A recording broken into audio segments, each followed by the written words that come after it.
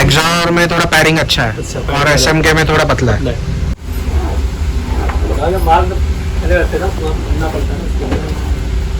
आता आपण ट्राय करूया SMK। करेल हेल्मेटची साईज, तर आपल्या गालाला जी ही पॅडिंग लागते त्याच्यामध्ये तुम्ही एकदा सर रोटेट करून बघा, हलवून बघा। जर जास्त हेल्मेट असेल हलत नसेल तर 30 साईज तुमच्यासाठी परफेक्ट आहे। आता पॅडिंग वगैरे कसं रिमूव्ह वगैरे करतात आपण बघूया।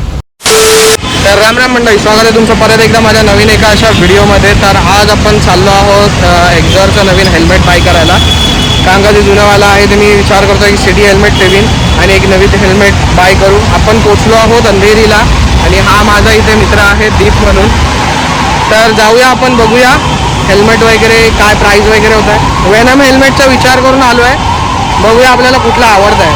आणि नॉईस वगैरे जास्त आहे कारण मी हायवेला मधोमध उभा आहे, तर पाऊस जास्त असल्यामुळे मी गोप्रो वगैरे अटॅच नाही केला आहे आणि फक्त रेन जॅकेट जे आहे ते वेअर केलं आहे।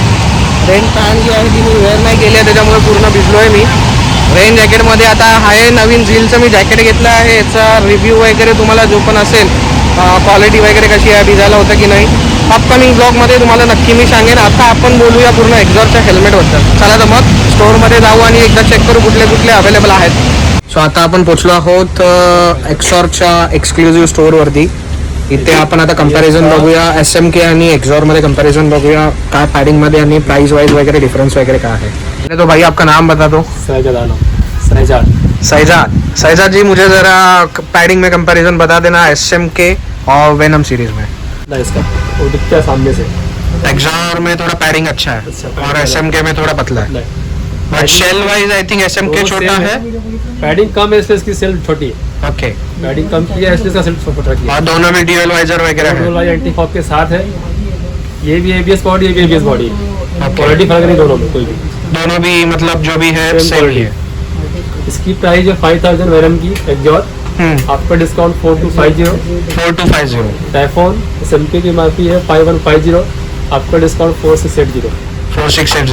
सो अगर देखने जाएंगे तो SMK महंगा है, वेनम एक्सॉर का सस्ता है। दोनों सेम ही है, डिस्काउंट का डिफरेंस है। एक्सॉर का थोड़ा सा डिस्काउंट ज्यादा है इसके एक्सॉर पे। ओके, और SMK का कितना परसेंट है? 10% और एक्सॉर में 15%। एक्सक्लूसिव में जाएंगे तो 10% डिस्काउंट। ठीक है, इसका एक्सेल साइज है। एक्सेल वॉइस वगैरे किती येतोय बघा, एक्सेल साइज आहे ही। फिटिंग वगैरे कशी वाटते आपण बघूया। वाइजर यहाँ से कर सकते हैं आपसे, पता नहीं था ऑपरेटिंग सिस्टम में इसको आगे पीछे करना होगा।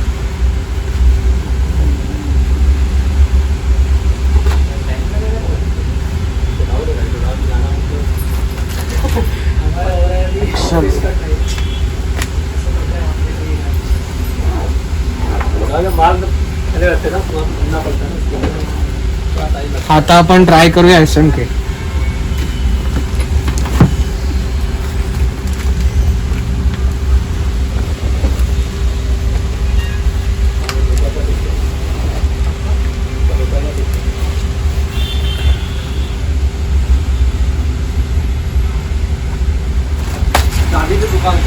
ये साइज कौन सा? L size.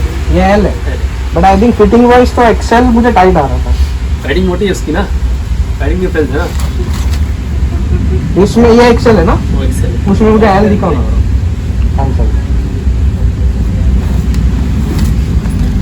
सो हे L आहे आणि हे XL आहे, तरी पण XL ची जी फिटिंग होती ती जास्त टाईट होती आणि SMK ची जी फिटिंग होती L मध्ये ती थोडी लूज आहे। आपण आता एक्सॉर मध्येच घेतोय मी हेल्मेट। माझं फायनल डिसिजन तो ऑलरेडी झालं होतं, मी वेनमच घेणार होतो। तर आपलं फायनल डिसिजन वेनमच्या हिशोबात किंवा एक्सॉर मध्ये अजून दुसरं कुठलं आवडतं आपण तर बघूया। L size.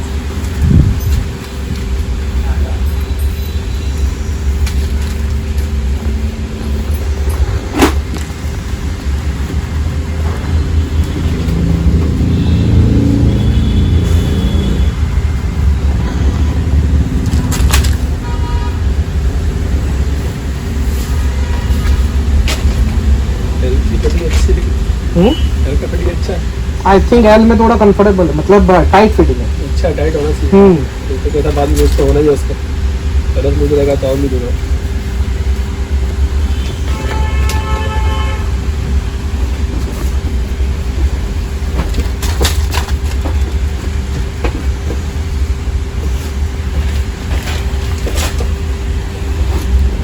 तर फिटिंगमध्ये जेव्हा तुम्ही कधीही चेक कराल हेल्मेटची साईज, तर आपल्या गालाला जी ही पॅडिंग लागते त्याच्यामध्ये तुम्ही एकदा सर रोटेट करून बघा, हलवून बघा. जर जास्त हेल्मेट असेल हलत नसेल तर तीच साईज तुमच्यासाठी परफेक्ट आहे. कारण का हेल्मेट जेवढं टाईट वगैरे असेल त्या हिशोबाने ते चांगलं असतं. थोड़ा लूज लेना चाहिए माइक बिक के हिसाब से, थोड़ा सा ज्यादा डिफरेंस नहीं है एल और एक्सेल में. थोड़ा सा वजन का फर्क है बस थोड़ा. वजन का ही फर्क रहेगा, वेट ओनली वेट वेट भी फर्क नहीं है, नहीं है ना. उसमें फर्क नहीं है, खाली पैडिंग पैडिंग का पतला मोटा है ना. थोड़ा सा ही है. ठीक है,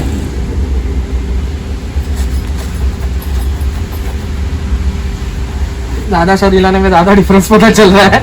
तो जितना ताकत से हिलेगा उतना, जितना ताकत से ब्लॉगिंग के लिए थोड़ा जगह अगर भी ज्यादा रहेगा ना तो अच्छा रहेगा, बट एक्सीडेंट के टाइम पे वो उतना ये है.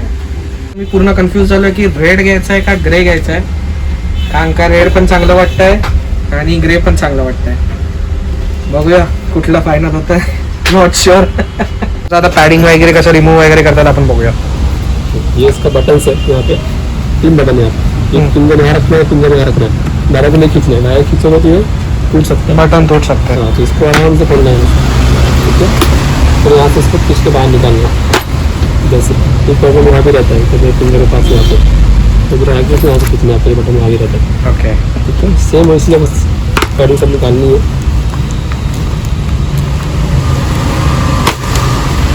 आराम से तो निकल गया पैडिंग. कोई पैडिंग यहाँ रहती है, इसको क्या जरूरत नहीं है. ये तो निकालने के लगाने के लिए इसकी जरूरत नहीं निकालने की. फिर भी अगर वो निकालना रहेगा बटन है, बस इसको निकाल देना आपको. और यहाँ पे इसके क्लिप लगे हुए ये निकाल देना, ये पूरा बाहर आ गया. ओके, निकल ये फाइनल मतलब हल्का रह जाता है.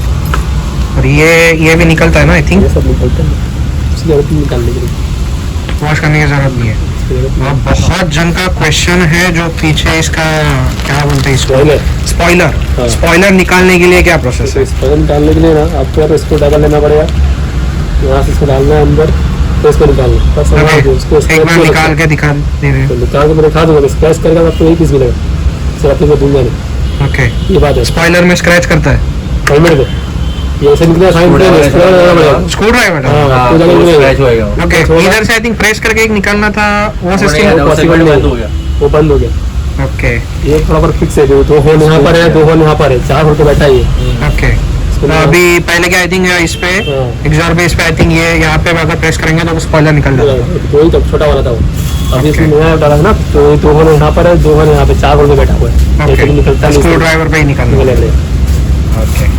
अंदर आई थिंक ब्लूटूथ के लिए जो इंटरकॉम के लिए स्पेस दिया गया वो कहाँ पे है? ये यहाँ पर है. ओके, एक यहाँ पे है स्पीकर के लिए और एक इस साइड स्पीकर के लिए. सो ये 2 स्पीकर के लिए यहाँ पे दिए गए. और यहाँ पे जब फुल लगाना है उसका आउटर बाहर लगाना है, तो अगर बाहर लग रहा है. इंटर कम करना है तो बाहर आएगा, ब्लूटूथ तो अंदर ही रहता है. ब्लूटूथ तो अंदर ही रहता है. इस बार और इसका वाइजर अभी ये इधर से निकल जाता है, इधर खींचना पड़ेगा, तो आराम से निकालना. ओके. तो ये टूट सकता है, ये टूट गया तो टूट गया. इसका वाइजर का एक्स्ट्रा अगर कुछ लेना रहेगा, ट्रेंटेड वाइजर सब वगैरह, मिलता है. कॉस्ट क्या रहेगा? कॉस्ट है 1050. 1050. और इसका एंटी लेयर एंटी फॉग के साथ चाहिए. क्लियर पे एंटी फॉग काम करेगा, डार्क पे काम नहीं. नाक पे काम नहीं करेगा. सिस्टम है नहीं डार्क पे. ओके. इसका ट्राई किया, ट्राई करिए. रेड कलर मध्ये अँटी लाईक अँटी फॉगचं आपल्याला आतून भेटतं. भरपूर जणांना हे आतमध्ये येल्लो का दिसतं असं बोलतात, तर त्याच्यावरती अजून एक हे असते आपला स्टिकर टाईप असतं, ते आपल्याला काढावं लागतं. इनपुट आपल्याला एअरसाठी इतर 2 वेंट दिले आहेत. त्याच्यानंतर इथे एक आहे. एल करू एक्सेल करू. सो फायनली आपण जो हेल्मेट वगैरे सिलेक्ट केला आहे त्या एक्सॉर जो वेनम आहे ग्रेमध्ये, आपण 4250 ला आपल्याला भेटला आहे. ह्याच्यासोबत आता ॲक्सेसरीजमध्ये आपल्याला अजून काही नाही आहे. चीन माउंट वगैरे आपण कुठलं लावतोय, गोप्रोसाठी माउंट वगैरे आपण कुठलं लावतात ते अपकमिंग ब्लॉगमध्ये दिसेल तुम्हाला. आणि एक नवीन व्हिडिओ अजून एक येणार आहे. गोप्रोला तुम्ही ब्ल्यू टॅग लावून वॉटरप्रूफ कसं करू शकता, हा मी अजून एक व्हिडिओ बनवणार आहे. कारण का पावसामध्ये गोप्रो वापरायला भरपूर जणांना त्रास होतो. बघूया आपण पुढे. तर फायनली आपण हेल्मेट आपलं सिलेक्ट केलं आहे, घरी पण आलो आहोत.